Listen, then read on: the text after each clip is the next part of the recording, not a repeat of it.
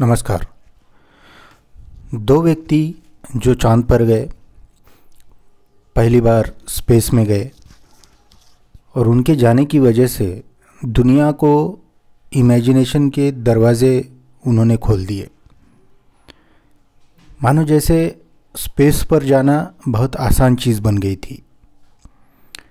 लेकिन जुलाई 1969 में अपोलो 11 में चंद्रमा जब सफलतापूर्वक अपोलो यान जब चंद्रमा पर सफलतापूर्वक उतरा,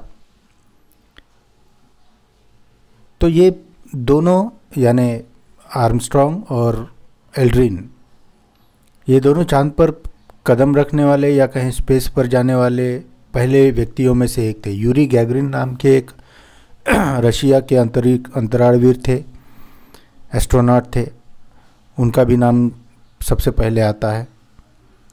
लेकिन इन लोगों के स्पेस में जाने के पहले डायरेक्टली इन लोगों को, मनुष्य को स्पेस में भेजा नहीं गया। इन लोगों के जाने से पहले कुछ प्रयोग किए गए।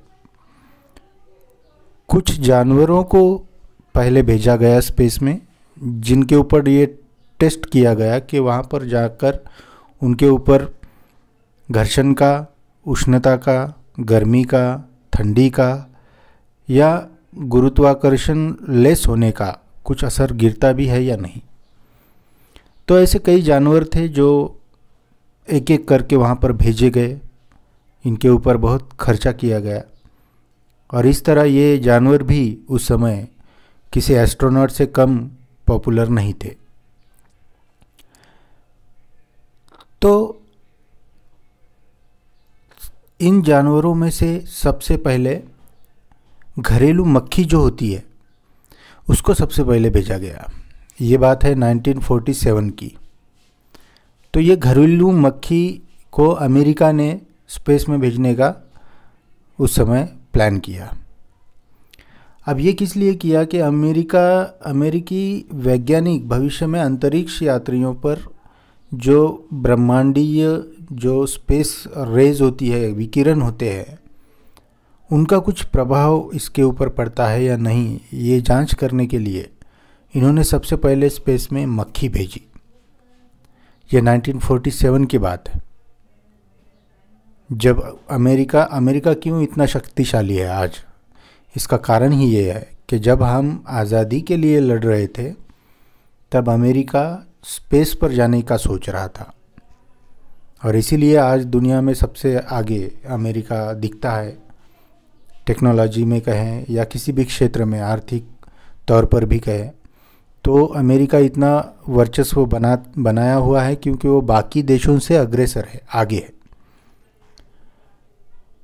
तो इन्होंने फिर ये प्रयोग किया क्योंकि इन्होंने ये शुरुआत में इस मक्खी ही इसलिए चुनी क्योंकि मक्खी जो है वो जेनेटिकली मनुष्यों से काफ़ी सिमिलर है।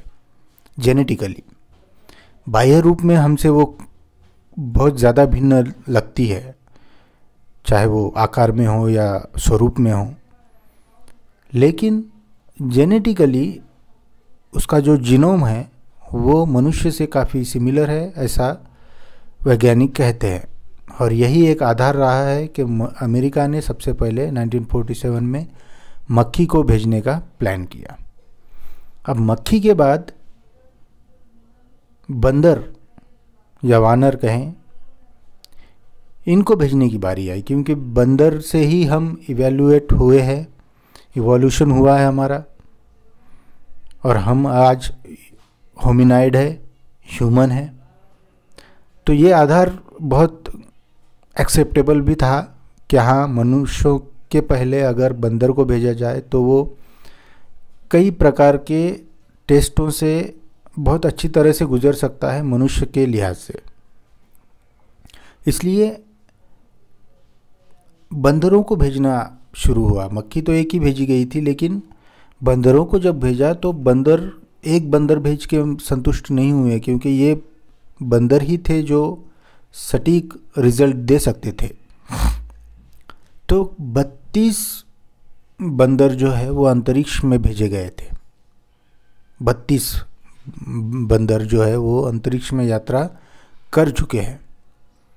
और इनमें सबसे प्राचीन बंदर जो था वो रिसस मकाक नाम का एक बंदर था, रिसस मकाक नाम का। इसके बाद अल्बर्ट नाम का भी एक और बंदर था, उसको भी भेजा गया, लेकिन 1949 में 134 किलोमीटर दूरी तय करने के बाद इस बंदर का पैराशूट टूट गया और ये दोबारा पृथ्वी वायुमंडल में प्रवेश करने लगा। तो अल्बर्ट भी दुर्भाग्यवश मर गया। और इसके बाद हैम नाम का एक चिंपैंजी, जिसकी तस्वीर आप यहाँ पर स्क्रीन पर देख रहे हैं, ये बहुत समझदार किस्म का चिंपैंजी था और चिंपैंजी बहुत अच्छी तरह से रिलेट करते हैं मॉडर्न ह्यूमंस को। तो हैम नाम का एक चिंपैंजी,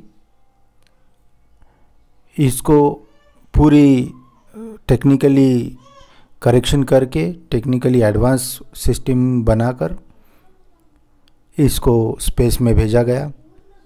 हैम को सुरक्षित धरती पर भी वापस लाया गया। ये उन खुशकिस्मत एनिमल्स में से एक था जो स्पेस में तो सुरक्षित गया ही, वहाँ पर जीवित भी रहा, हर तरह के प्रयोग इस पर हुए और वहाँ पर ये जीवित रहकर वापस पृथ्वी पर बहुत अच्छे से ये वापस आया। ये 1961 की बात थी, 31 जनवरी 1961 की बात। और उसके लगभग 23 साल बाद, 22 साल बाद, यानी 1983 में इस बंदर ने अंतिम सांस ली। मतलब अंतरिक्ष से वापस आने के बाद भी ये 20 सालों तक, 22 सालों तक बचा रहा। ये स्पष्ट था कि ये जो भी प्रभाव स्पेस का पड़ेगा बॉडी पर, जानवर के बॉडी पर, उसको इसने बहुत अच्छे से एडाप्ट कर लिया था।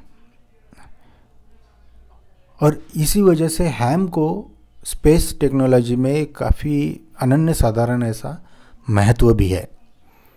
इसके बाद एक चूहे को भेजा गया जो आप अभी स्क्रीन के ऊपर देख रहे हैं। ये चूहा, क्योंकि आप देखते होंगे कि प्रयोग लाइब्रेरी में जो होती है, सफ़ेद चूहों के ऊपर काफ़ी प्रयोग किए जाते हैं। इसका कारण यह है कि ये मक्खी की ही तरह जेनेटिकली मनुष्यों से काफ़ी रिजेंबल करता है।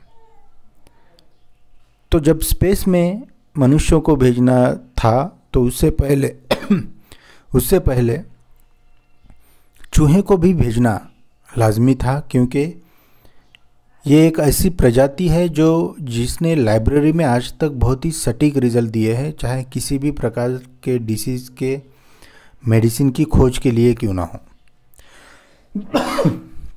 तो 1950 में अंतरिक्ष में भेजा गया पहला चूहा जो है वो दुर्भाग्यवश पैराशूट की विफलता और रॉकेट के टूटने की वजह से, ये जो आप स्क्रीन पर चूहा देख रहे हैं, ये दुर्भाग्यवश मारा गया। इसके बाद एक कुत्ता, स्पेस में पूर्व सोवियत संघ ने, रशिया ने एक कुत्ते को अंतरिक्ष में भेजने का प्रयास किया। हालांकि ये कुत्ता बहुत ही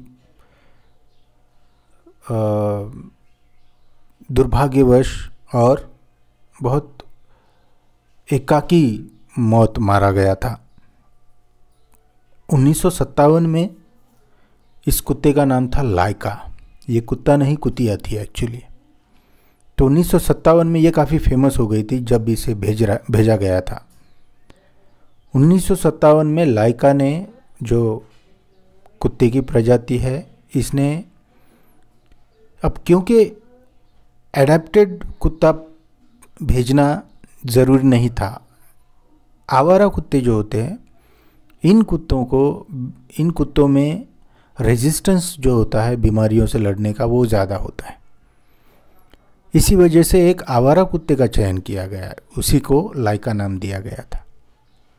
तो इस कुत्ते ने काफ़ी प्रयोगों में सफल रिजल्ट भी दिए और वे किसी भी परिस्थिति में ढलने को तैयार रहते थे, क्योंकि वो आवारा होने की वजह से ये किसी भी प्रकार की परिस्थिति में अपने आप को ढालने के लिए ये बहुत ही कारगर होते हैं। लाइका की तकलीफ़ ये थी, लाइका का पिक्चर भी मैं दिखा सकता हूँ, ये देखिए, ये लाइका है, आप ऊपर अपने स्क्रीन में देख रहे हैं। इसी प्रकार इसको वहाँ भेजा गया था और दुर्भाग्यवश इसकी मौत भी हो गई।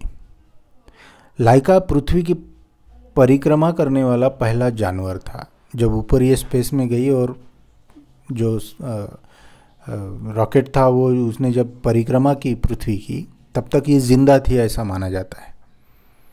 तो पृथ्वी की प्रदक्षिणा करने वाली, परिक्रमा करने वाला पहला जानवर जो है वो कुत्ता ही था, यानी लाइका थी। फिर भी यह निर्णय लिया गया कि वह कभी भी पृथ्वी पर वापस नहीं लौटेगी। इस कुत्ते को भेजा ही गया था कि ये वापस जिंदा लौटे ही ना। इसको मारने का प्लान नहीं था, प्लान था कि ये कितने दिनों तक वहाँ पर सरवाइव कर सकती है कम ऑक्सीजन की बदौलत। और इसका दुर्भाग्य ये था कि इसको दिन में सिर्फ एक ही समय खाना दिया जाता था और 7 दिनों के लायक ऑक्सीजन प्रदान की गई थी। 7 दिनों तक ही इसको सरवाइव करना था वहाँ पर। लेकिन वास्तव में ऐसा माना जाता है कि लाइका जब लॉन्च की गई तो उसके अत्यधिक गर्मी के बाद ही वो 5 घंटों में ही मर गए, क्योंकि आज की दुनिया में जितने टेक्नोलॉजी है उससे हम स्पेस के अंदर भी क्या हो रहा है वो जब रिपेयर भी करते हैं तो हम वहाँ पर उसकी तस्वीर देख सकते हैं। लेकिन तब 1957 में इतना प्रगल्भ ऐसी साइंस स्पेस टेक्नोलॉजी नहीं हुई थी। तो इस वजह से ये कितने कब मरी और कब उसने प्रदक्षिणा कंप्लीट की या नहीं की, इसके ऊपर डाउट है। तो इसके बाद कई तरह के प्राणी अंतरिक्ष में भेजे गए, जैसे कछुआ, मेंढक, मकड़ी, मछली भी भेजी गई और इन सब के ऊपर प्रयोग किए गए और इन्होंने भी मनुष्य को भेजने से पहले मनुष्य के लिए काफ़ी हद तक बहुत ज़्यादा हेल्प की कि मनुष्य वहाँ सेफली स्पेस में जाए और वापस आ भी सके। 2007 में टार्डीग्रेड्स, ये जो आप कुत्ते की बगल में चित्र देख रहे हैं, ये बहुत ही सूक्ष्म ऐसा जीव होता है, जंतु होता है, जानवर होता है। ये पहला गैर मानव जानवर है जो स्पेस में जिंदा रहा, ऐसा कहा जाता है, क्योंकि ये बना ही वैसी उस तरह से है। इसके ऊपर ठंडी, गर्मी, किसी भी एक्सरेज, किसी भी प्रकार की कोई भी इसके ऊपर असर नहीं होता किसी भी चीज़ का। तो इस वजह से ये टार्डीग्रेड्स जो है ये सरवाइव कर सके, इनको भी भेजा गया था स्पेस में, तो ये इन्होंने सरवाइव किया वहाँ पर। तो इस तरह कई प्रकार के जानवर स्पेस में भेजे गए ताकि ये देखा जाए कि मनुष्य को भेजने के पहले स्पेस में जाया जा सकता है, जीवित रह सकते हैं या नहीं। अगले वीडियो में नई जानकारी के साथ मिलता हूँ। धन्यवाद।